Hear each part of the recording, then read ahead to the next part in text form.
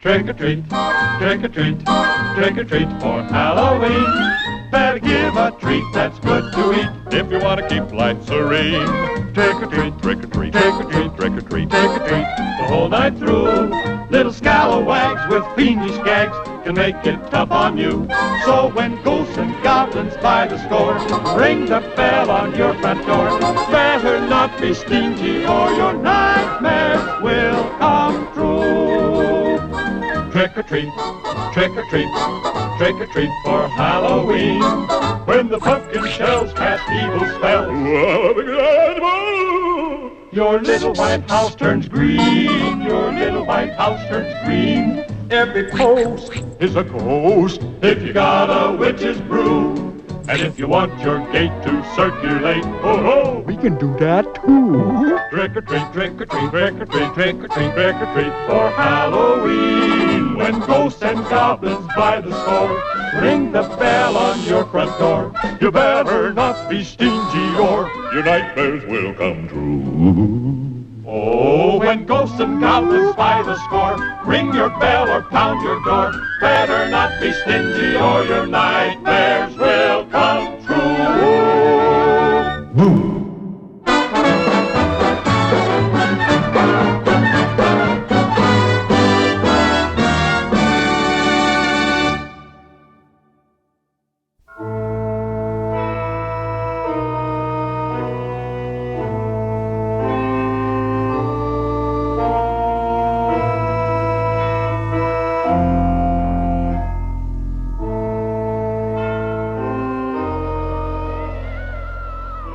Have you ever seen a haunted house? You know the kind I mean. That old dark house that's usually at the end of a dimly lit street. The owners haven't been seen for years. No one really knows why. The windows are broken and boarded, and the shutters hang loose on their hinges. The trees have grown wild. Their branches brush against the sides of the weathering house, making strange noises in the night. There's a high vine-covered fence around the property. Is it there to keep somebody out? Or is it there to keep something inside? It's a house that people avoid walking past at night. Strange sounds come from within the walls. And it's said that eerie lights have been seen both in the attic windows and in the graveyard at the side of the house. Our story revolves around this mysterious mansion. One little night not long ago, two teenagers were walking home from a date. The night was cool and lightning broke through the sky. The wind began to blow and the lightning cracked again.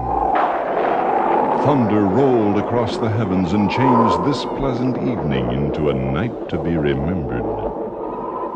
Karen held Mike's hand tightly as they began to walk faster down that dark street. The lightning struck again and illuminated the front of the old mansion. It began to rain. Mike and Karen ran toward the old house, through the old iron gate, and onto the porch for protection. Protection? If only they had known. Oh, Mike, look at that rain come down. We'll never get home on time. Sure we will. It's not quite midnight. This old porch isn't going to keep us dry, though. What are you doing? Trying to get the front door open. No one lives here. We can wait inside until the storm's over. Not me. I'm not going in that old house. I'd rather stay out here and get wet. There. Come on, don't be afraid.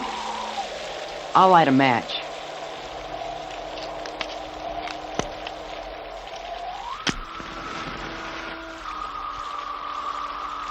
I'll be. This house is still full of furniture. It's as though someone still lived here. There's a candelabra. Lights and candles.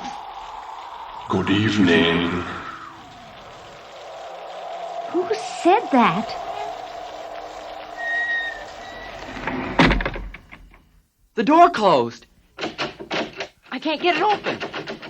when hinges creak in doorless chambers, and strange and frightening sounds echo through the halls. Whenever candle lights flicker, where the air is deathly still, that is the time when ghosts are present, practicing their terror with ghoulish delight. Welcome, foolish mortals, to the haunted mansion. I am your host, your ghost host. Kindly step this way. There's no turning back now. You will not be harmed, but you will not be released until you take a tour of my home. We have so few visitors.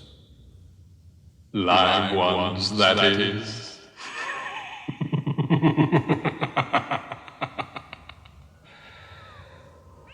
Our tour begins here, in this ghostly gallery.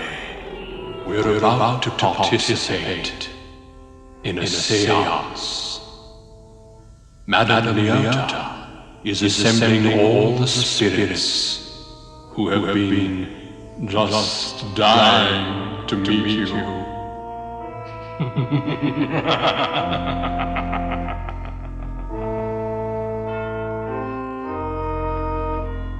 Madame Leota, the medium who was chanting the plaintive incantations, was quite unique. She was truly a disembodied spirit, a mere talking head inside a misty crystal ball. As she invoked the spirits, objects floated about the room in response to her supplications. Serpents and spiders, tail of a rat, call in the spirits wherever they're at. Rap on a table, it's time to respond. Send us a message from somewhere beyond. Goblins and ghoulies from last Halloween, awaken the spirits with your tambourine. Creepies and crawlies, toads in a pond, let there be music from regions beyond. Wizards and witches, wherever you dwell, give us a hint by ringing a bell. Mike, something's moving there in the corner. It looks like smoke. There's another one.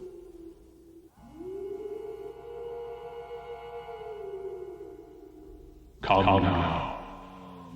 We must leave this cozy little circle. For the spirits have received your sympathetic vibrations and are beginning to materialize. The ghost host led Mike and Karen through another doorway and onto a balcony overlooking a grand hall.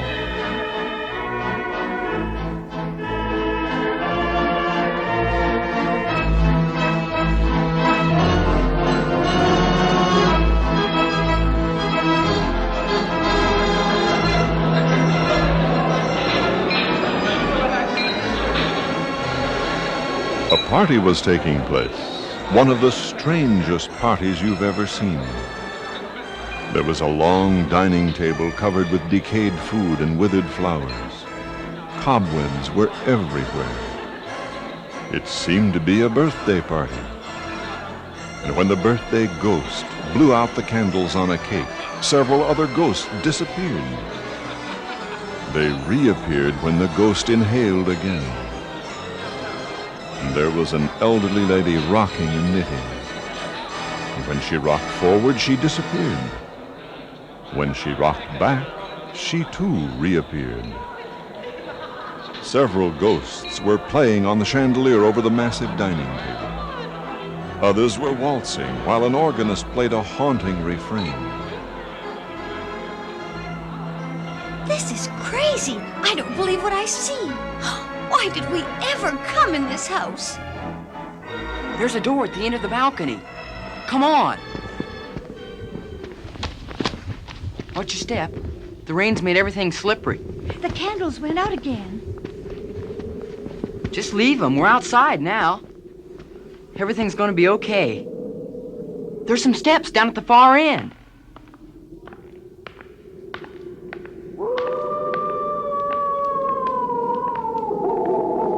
But they lead to the graveyard. Come on, it's the only way.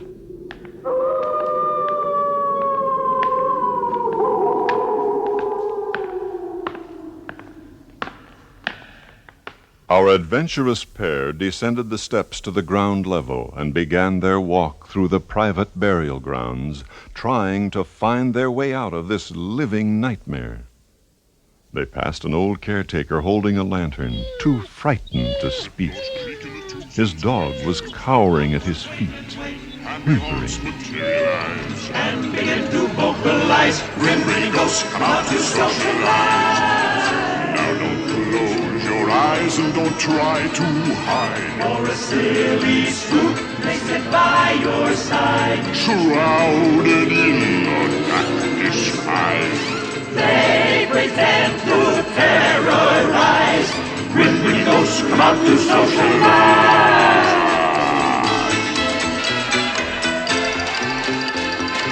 Climbs high over the dead oak tree. Spooks arrive for the midnight spree. Creepy creeps with eerie eyes. Start to shriek and harmonize. Grim grinning ghosts come out to socialize. When you hear the knell of a requiem bell, we're closing where spirits dwell. Restless bones etherealize. Rise as spooks of every size.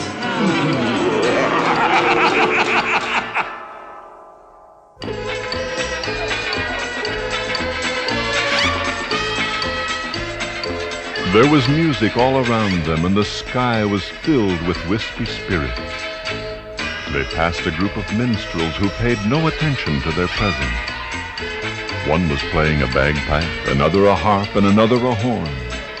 And there was a hunchback playing a flute, and a cadaverish drummer pounding out the tempo on a gravestone. A group of cats and a family of owls joined in with spooky huns. There was a king and a queen balancing a teeter-totter on a gravestone, and a duchess sipping a cup of tea. And they saw a hearse stuck in the mud. The coffin had slipped out, and its contents, a shrouded corpse, also was sipping a cup of tea. Behind the hearse on a hill, a group of ghosts were enjoying a bicycle ride through the tombstones. A huge masked executioner was singing a duet with a decapitated knight who held his singing head in his extended hand.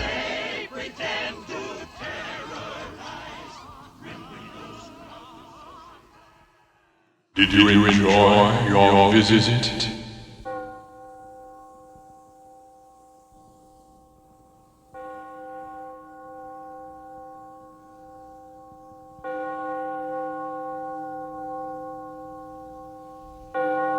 I told you would not be harmed.